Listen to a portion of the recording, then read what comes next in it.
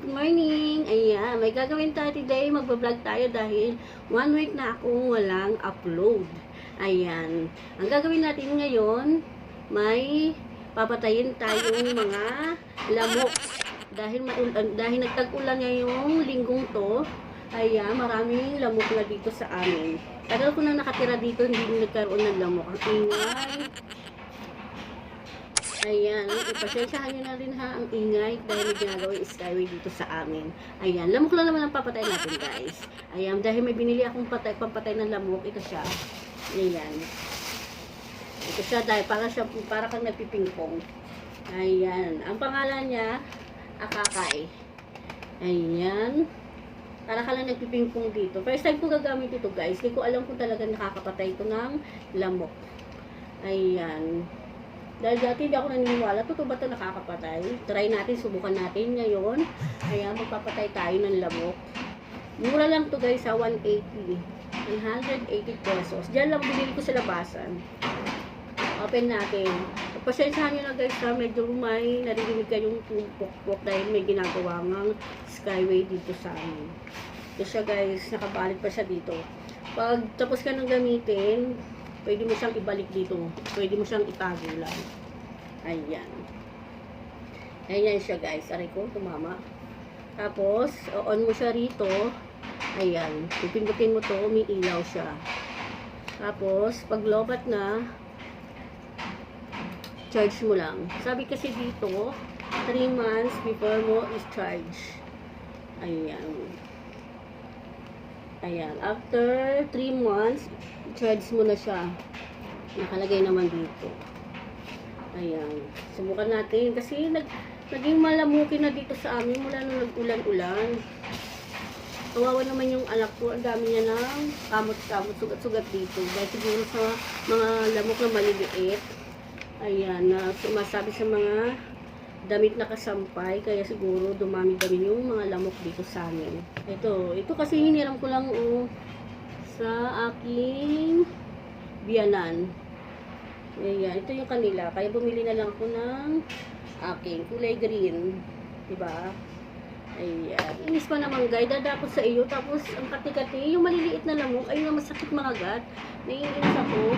Nilinis ko na yung higaan namin. Akala ko langgam lang. Tapos ko po, yung mga lamok pala na maliliit na itim. Super sakit mga gat. Yung anak ko rito, puro sugat na. Kakakamot niya. Akala namin, yung foam ng higaan namin, mayroong mga kung ano-anong dumikit. Yung palalamok. So guys, ngayon, ang gagawin na natin, magpatay na tayo ng mga lamok. Huliin natin kung talagang asam ba sila. Ayan. Unahin natin guys, dito sa may mga sampayan namin. Kasi malamang ngayon, nandoon yung mga lamok. Ayan. On na siya, tapos pindot natin. Ayan. May mga pumuputok na.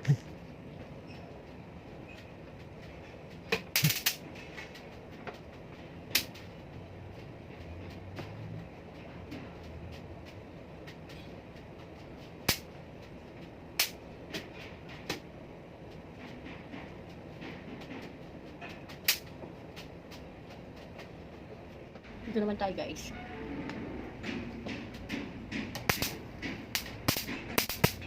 Gamit.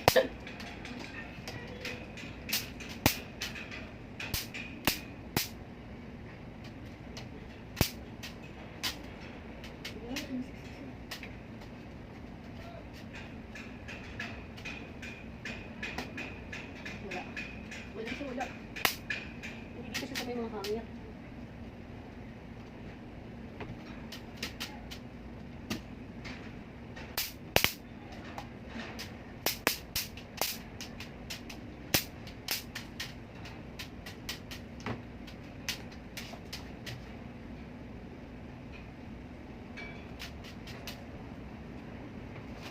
Wala na siya guys.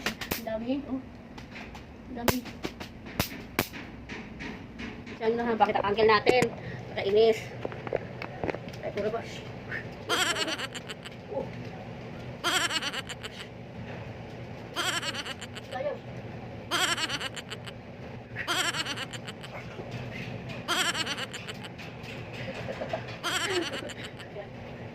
Tayo.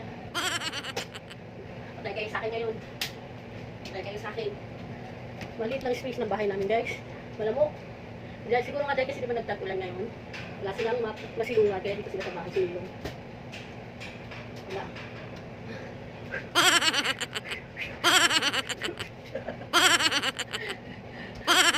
Hinihingin ako guys. Napagod. Grabe, napagod ako guys. Sulit na sulit ang pagbili ko rito. 180 pesos lang. Dami ko napatay na lamok guys. Ang ganda pala nito. Ayan, yan ang tatak niya guys ha. Ayan, 180 pesos lang. Binili ko lang to dito sa labasan namin. Sulit na sulit pala to guys. Pinagpawisan ako. Araw-araw ko itong gagamitin hanggang maubos siya dito. Hanggang hindi pa natatapos itong tag-ulan na ito. Tingnan mo yung tsura ko. Ang init. Pero wala akong nakita na may lamok dito.